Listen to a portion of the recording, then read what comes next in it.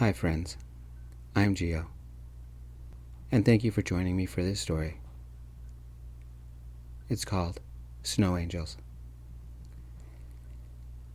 Christmas Eve. I normally love it, but not this year. I stared out my grandparents' upstairs window onto the Colorado street below. A picture-perfect snowstorm raged outside. The thickly falling snow dimmed the streetlights and Christmas lights, and few cars braved the roads. Good thing Vegas only gets snow once a decade, because I don't like snow. I grew up here in the small town of Pine Hollow, but moved to Vegas with my mom right after my parents divorced. Dad's living on the East Coast with his new family. Was 18 inches of the white stuff in one day a record? Not according to Grandma. It happens every year up in the mountains, and that's where we were. "How are you feeling?" Grandma asked, carrying a tray with hot cocoa and brightly decorated cookies. I thought about lying, but I told her the truth. A little nervous. "Do you have to take time off from college?" Grandma asked. "According to the doctors, as long as I don't push myself, I can study from home. One of my professors has already emailed me the syllabus and reading schedule," I said. Grandma gave me a sympathetic smile and set the tray down. She patted my shoulder. "It's going to be fine, Miles. The party is starting in an hour. Come and join your mother and the rest of us. I think you'll feel better being around people."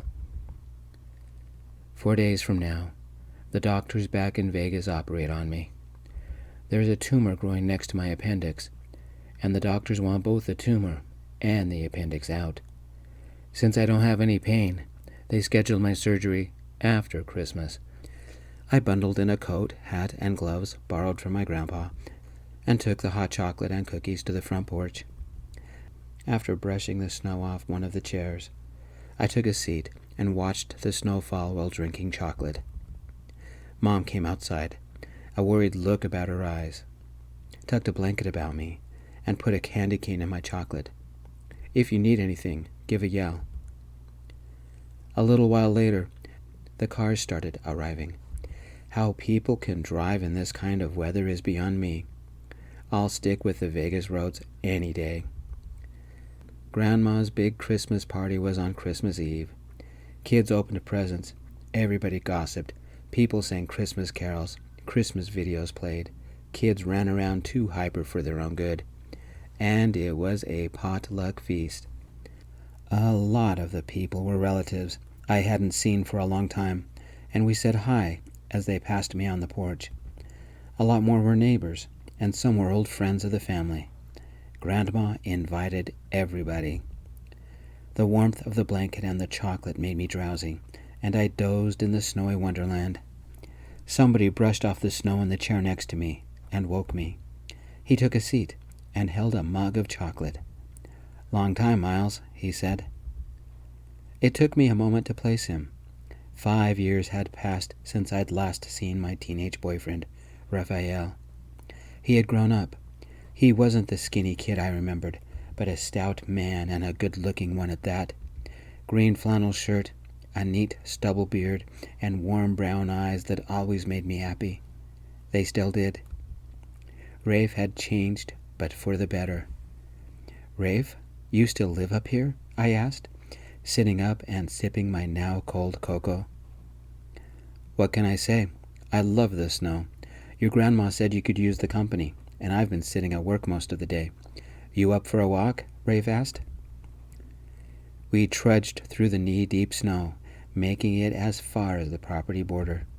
The snow fell in thick, wet flakes, and in seconds we were covered in the white stuff. I told Rafe about the coming surgery, and he told me about his job.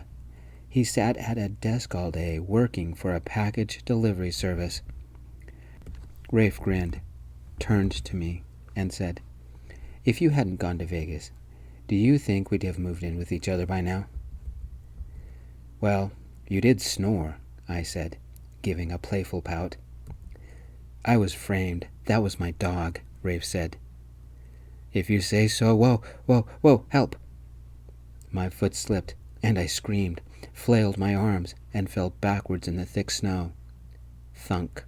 The soft snow cushioned my fall, and I started laughing. I waved my arms in the snow and then my legs, doing something I hadn't done since I was a kid.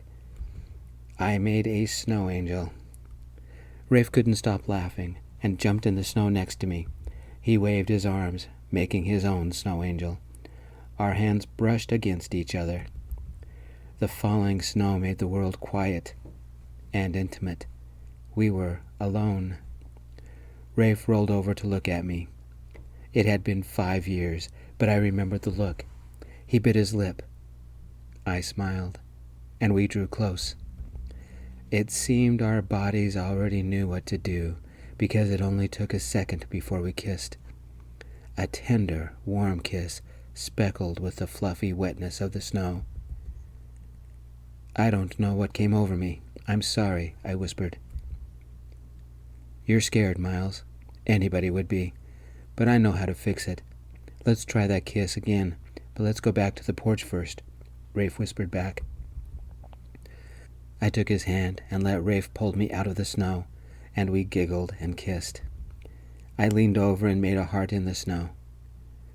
Rafe shyly glanced at me, then added R+M.